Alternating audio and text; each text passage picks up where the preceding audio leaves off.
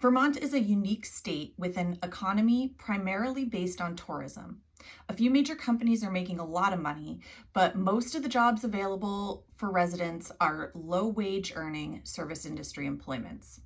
Being a state full of tourist towns, it also means it's a desirable place for people to have a vacation home. The combination of low-wage employment and minimal availability of affordable housing has made Vermont unaffordable for Vermonters. Burlington is known as the smallest, largest city of a state. I'll say that again so you can catch it. Burlington is the smallest, largest city of a state. According to the U.S. Census Bureau, the population in 2022 is 44,595. 2023 census has not been completed. People under the age of 18 make up 11%.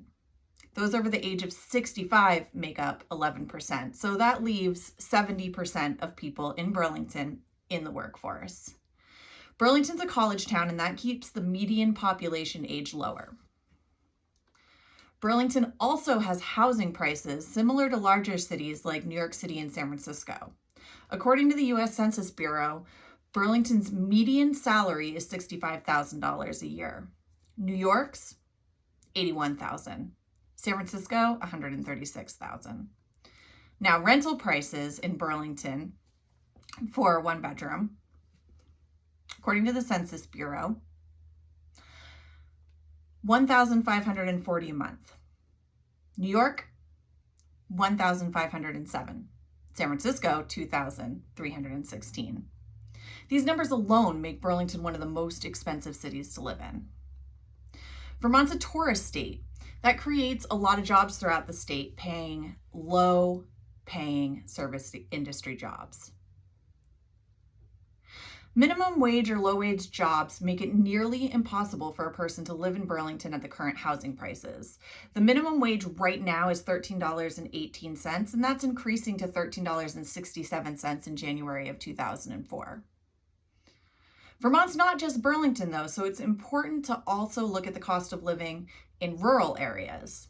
Housing's cheaper in rural areas, and many people decide to reside outside of Chittenden County, where Burlington is located, and commute to work. According to the Census Bureau, the average commute time in Vermont is 23.3 minutes. There's no dependable public transportation to speak of outside of Chittenden County. That means that the commuting Vermonter needs a reliable vehicle and will pay more in gasoline and vehicle maintenance. Minimum wage is a continuing argument among economists. Many argue that the minimum wage is not intended to be a livable wage. The minimum wage is the lowest amount that an employer can pay a person and is intended to be an entry-level wage, according to Lowell Coppola, Executive Director of the Hawaiian Tax Board and advocate for low-income workers and small businesses. His views are relevant to Vermont because Hawaii is also a very expensive tourist state. He states that the minimum wage allows employers to hire people with no skills and no workforce experience. It's not intended to be livable. Another argument against raising the minimum wage is that people who fall under certain income guidelines can receive tax and social benefits. On the federal level, according to the IRS.gov website, there's a $3,000 tax credit per child for families earning less than $200,000 for a single tax filer or $400,000 for a joint tax filer. Most of Vermonters are going to fall into that category. Social services in the state of Vermont include food benefits, child care subsidies, heating assistance, medical insurance, and that is for people earning 130% below the poverty level. So here's an example. A household size of one earning less than $1,215 a month would qualify for some of these services. Two people, $1,664. This is your total household size. It includes children. Three people, $2,072. Four people, $2,500, so on and so forth. It's reasonable for an employer to pay a low wage during the training process. It's also reasonable for the wage to become livable once the employee becomes profitable.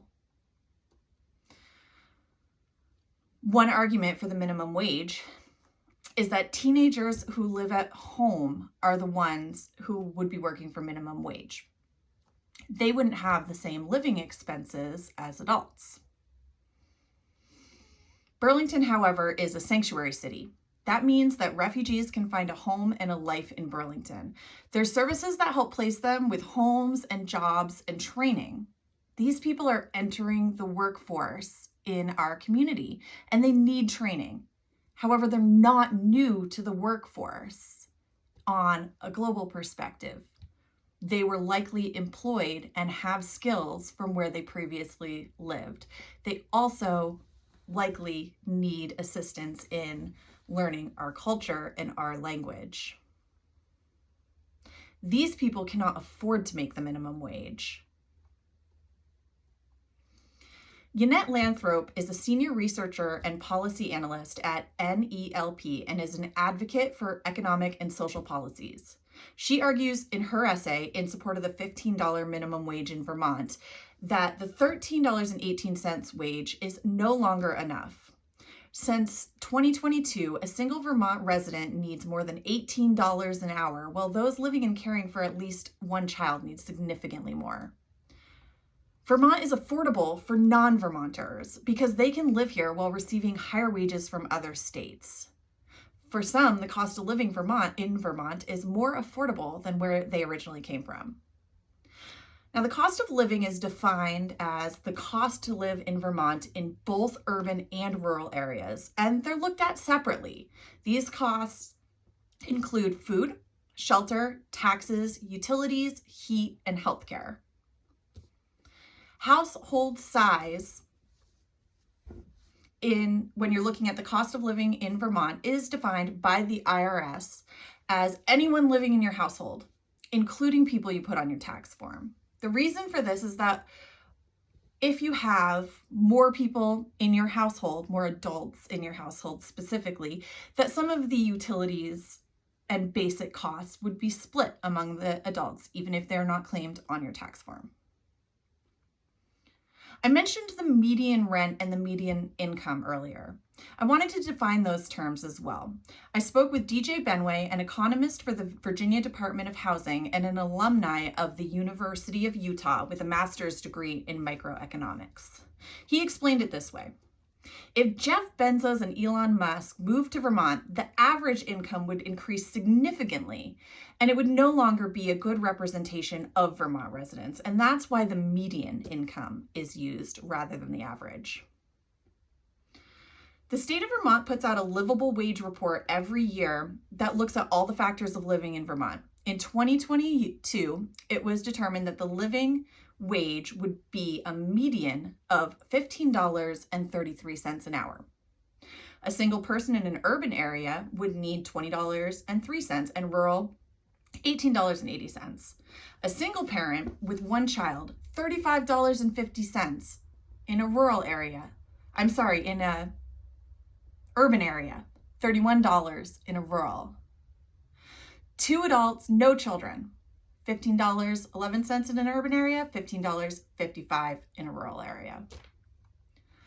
The budget states the livable wage. There's a difference between minimum wage. Minimum wage is the lowest an employer can pay. Livable is a wage that an employer should pay once an employee becomes producible. In conclusion, Vermont's employment is based on tourism, which provide typically low wage earning positions. Vermont's minimum wage is not livable. The minimum wage is not intended to be livable, therefore the livable wage should be implemented once an employee is trained and producing. The livable wage should be separated by rural and urban employment areas, not where the employee lives, because that employee adds the cost of commuting. By implementing a livable wage, it would allow Vermonters to work in Vermont rather than seek remote employment elsewhere. Thank you.